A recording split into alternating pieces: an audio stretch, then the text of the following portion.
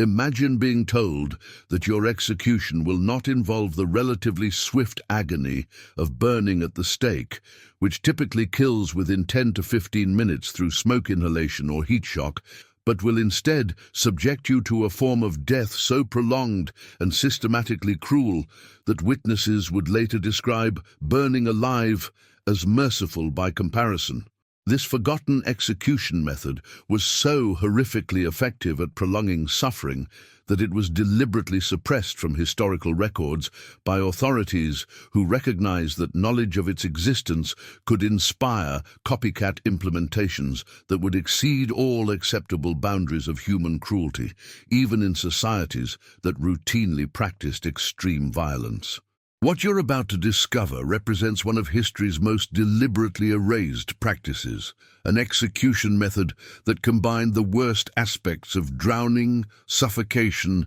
chemical burning, and psychological torture into a single prolonged ordeal that could last for hours, while keeping victims conscious and aware throughout their systematic destruction in ways that made death by fire seem like a blessed release. The execution method known as submersion in molten sulfur was developed in 13th century Sicily as the ultimate punishment for crimes against religious authority, representing a systematic evolution of traditional burning that incorporated advanced understanding of chemistry, human physiology, and psychological manipulation to create a form of death that exceeded all previous concepts of cruelty while serving specific theological and political purposes. Unlike conventional burning at the stake, where victims typically died quickly from smoke inhalation or went into shock from heat exposure, submersion in molten sulfur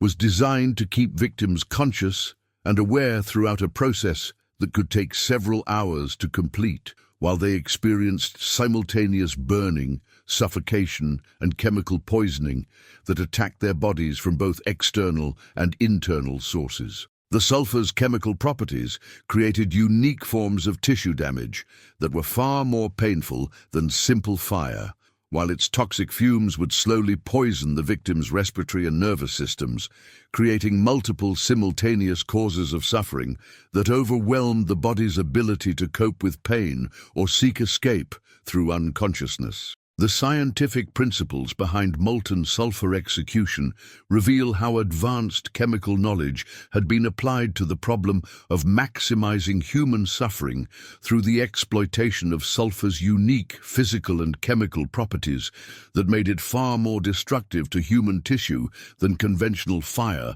or other execution methods. Molten sulfur burns at a lower temperature than most fires, but maintains its heat for much longer periods, creating sustained thermal damage that would slowly cook human tissue, while the sulfur's chemical composition would react with organic matter to create additional toxic compounds that would poison the victim from within. The sulfur would adhere to skin and clothing like napalm, making it impossible for victims to escape the burning even if they were somehow removed from the sulfur pool, while the toxic fumes produced by burning sulfur would cause severe respiratory damage and neurological effects that would intensify the victim's suffering while preventing loss of consciousness that might provide merciful escape from their ordeal. The construction and operation of molten sulfur execution facilities required extraordinary technical expertise and represented some of the most sophisticated applications of metallurgy, chemistry, and engineering available in the medieval period, demonstrating how advanced technology could be dedicated entirely to perfecting human suffering rather than promoting beneficial purposes. The execution chamber would be constructed around a specially designed furnace that could maintain precise temperature control to keep sulfur in its molten state without allowing it to ignite into flames that might kill victims too quickly through smoke inhalation. The sulfur pool would be engineered with specific depth and volume calculations that would ensure complete submersion while preventing immediate death from thermal shock, allowing victims to experience the full range of chemical and thermal damage that molten sulfur could inflict. The most sophisticated facilities included mechanical systems that could control the rate of submersion and positioning devices that would ensure optimal suffering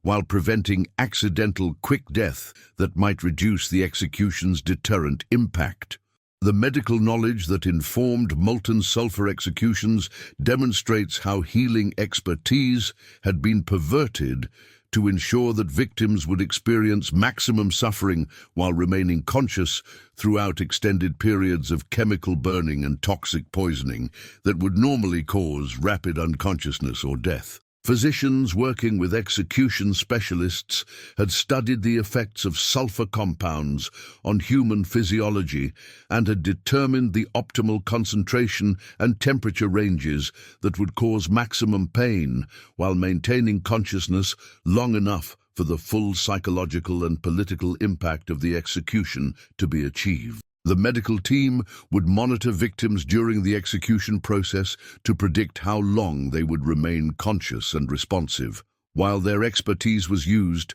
to time the submersion process to ensure that victims experienced every stage of their chemical destruction while remaining aware and able to communicate their suffering to spectators. The psychological techniques employed during molten sulfur executions were designed to maximize the terror and despair that victims would experience while creating traumatic memories for witnesses that would serve ongoing deterrent purposes long after the actual execution had concluded. Victims would be forced to observe the preparation of the molten sulfur while having the process explained to them in detail, creating anticipatory dread that was often more psychologically devastating than the immediate physical pain. The extended preparation time allowed for elaborate psychological manipulation that would break down the victim's mental defenses while ensuring that spectators understood the full horror of what they were about to witness. The most effective executions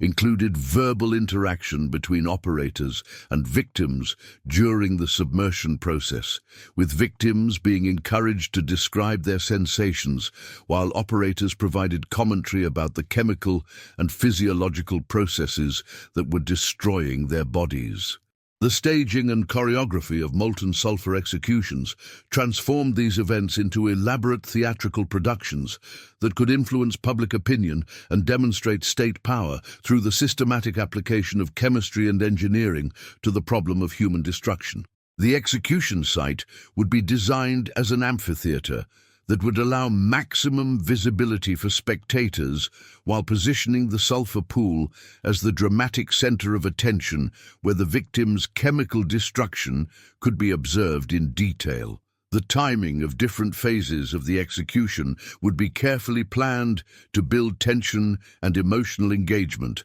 while ensuring that the victim's suffering achieved maximum symbolic significance for the assembled audience. Special effects, including colored flames and aromatic compounds, would sometimes be added to the sulfur to create visual and sensory elements that would enhance the spectacle while masking some of the more disturbing aspects of chemical burning that might cause spectators to become nauseated or psychologically overwhelmed. The religious justifications developed for molten sulfur executions reveal how theological arguments could be constructed to rationalize systematic cruelty while portraying extreme suffering as spiritually beneficial for both victims and society. Church authorities argued that the sulfur execution represented a form of earthly purgatory that would cleanse the victim's soul through suffering while demonstrating God's justice to the assembled community. The chemical burning was portrayed as symbolic purification through fire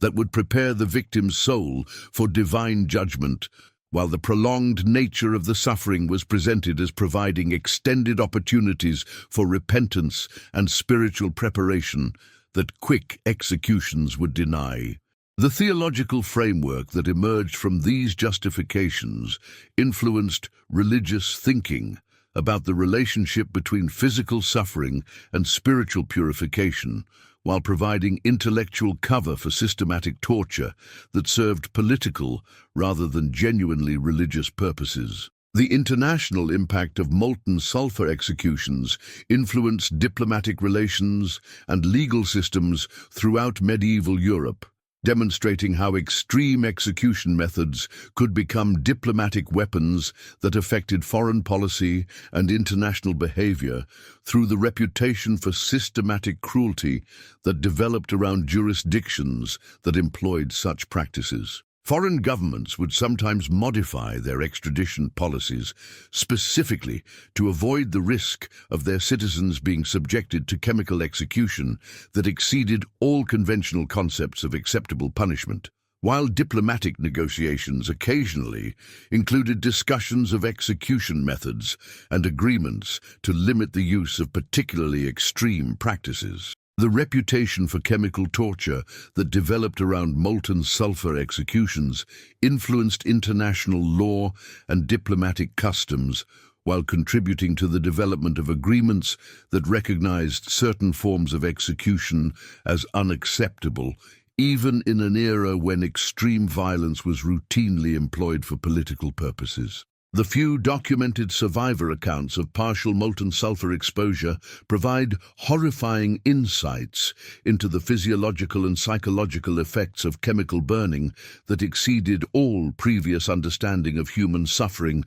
and pain tolerance. Individuals who had been exposed to molten sulfur through accidents or partial executions described pain that transcended normal sensory experience while creating neurological effects that persisted for years after the initial exposure. The chemical burns caused by molten sulfur would continue to worsen for days or weeks after the initial contact, creating progressive tissue damage that would spread through the victim's body while releasing toxic compounds that would cause systemic poisoning and organ failure. Survivors reported that the psychological trauma of experiencing chemical burning was often more devastating than the physical injuries, creating mental conditions that made normal social functioning impossible while serving as ongoing reminders of their proximity to the ultimate form of execution. The technological innovations that emerged from molten sulfur execution development influenced broader applications of chemistry and metallurgy that contributed to advances in industrial processes, military technology, and scientific understanding of chemical reactions and their effects on organic matter. The precision temperature control and chemical handling techniques developed for execution purposes represented genuine technological advances that could be applied to beneficial purposes, while the understanding of sulfur chemistry gained through execution research contributed to broader scientific knowledge about chemical compounds and their properties. However, the application of this knowledge to systematic torture rather than beneficial purposes demonstrates how technological advancement could serve the darkest aspects of human nature when moral constraints were abandoned in favor of institutional objectives that prioritized terror and control over human welfare. The economic costs of molten sulfur executions were enormous, requiring specialized facilities, expert personnel, and ongoing supplies of high-quality sulfur that made each execution extraordinarily expensive compared to conventional methods of capital punishment. The construction and maintenance of chemical execution facilities required master craftsmen, specialized equipment, and ongoing technical support that represented major capital investments, while the sulfur itself was an expensive commodity that had to be imported from distant sources and processed according to precise specifications. The personnel costs included not only the execution specialists and medical staff, but also security personnel, facility maintenance workers, and administrative officials who were required to coordinate the complex logistics of chemical execution while ensuring that proper safety procedures were followed to prevent accidental exposure of operators or spectators. The safety protocols developed for molten sulfur executions reveal how authorities recognized the extreme dangers associated with chemical execution while implementing procedures that would protect operators and spectators without reducing the effectiveness of the torture for its intended victims. Special protective equipment was developed for execution personnel, including breathing apparatus and chemical-resistant clothing that would prevent accidental exposure to toxic sulfur compounds while allowing close supervision of the execution process. Facility design included ventilation systems that would remove toxic fumes from spectator areas while concentrating them around the victim to maximize their suffering, while emergency procedures were developed to address accidents that might expose operators or spectators to chemical hazards.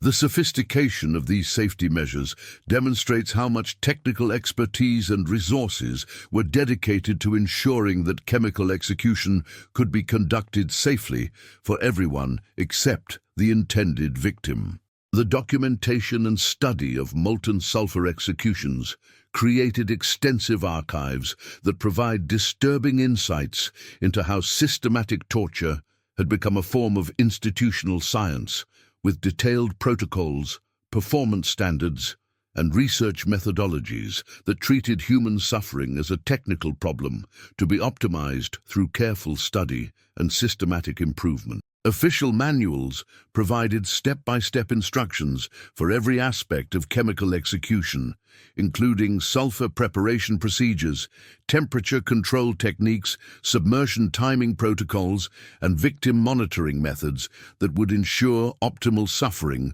while preventing premature death. Research reports analyzed the effectiveness of different sulfur compositions and execution techniques while documenting physiological responses and psychological effects that could be used to refine future procedures. Performance evaluations were conducted for execution teams, with successful chemical executions being measured by factors such as victim consciousness duration, spectator impact levels, and overall deterrent effectiveness. The eventual abandonment of molten sulfur executions came not through humanitarian reform, but through practical recognition that the extreme nature of chemical torture was creating diplomatic and social problems that outweighed its benefits as a deterrent, while the enormous costs and technical requirements made it economically unsustainable compared to simpler execution methods. The international reputation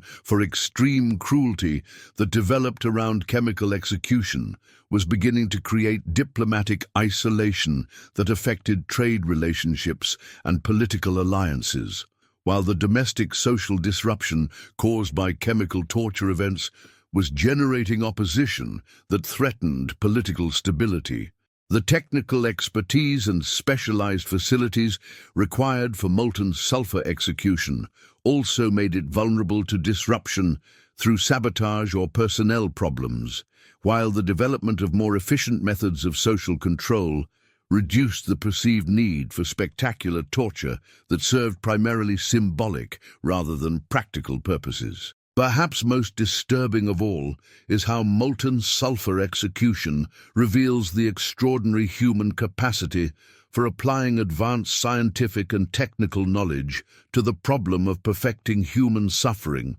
through systematic chemical torture that exceeded all previous concepts of cruelty, while serving no legitimate purpose other than demonstrating institutional power through the deliberate infliction of extreme pain. The fact that professional communities could develop around perfecting chemical execution while maintaining their sense of technical competence and institutional legitimacy demonstrates how completely moral reasoning can be overridden when systematic cruelty is presented as necessary service to legitimate authority and social order. This historical example serves as a powerful warning about the potential for scientific knowledge and technological capability to serve the darkest aspects of institutional power when societies abandon moral constraints in favor of instrumental reasoning that treats individual suffering as acceptable cost for achieving abstract political goals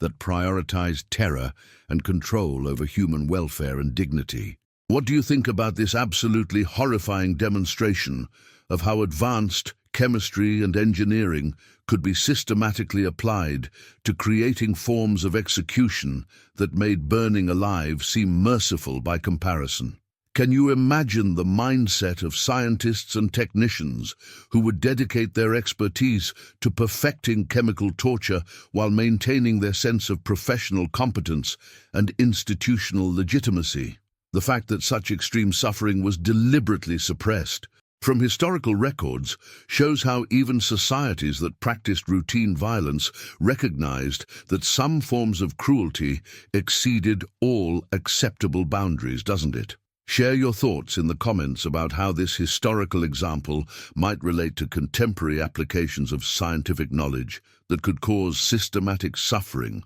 while maintaining claims to legitimacy and necessity. If you found this investigation into history's most deliberately forgotten execution method as disturbing and thought-provoking as I did, make sure to hit that like button and subscribe for more shocking revelations about how human intelligence and institutional authority can be corrupted to serve systematic cruelty rather than human welfare. Ring that notification bell because our next deep dive will explore another example of how technological advancement can be turned toward perfecting human suffering when societies prioritize institutional power over moral responsibility. Trust me, these stories will change how you think about the relationship between scientific progress and human rights forever.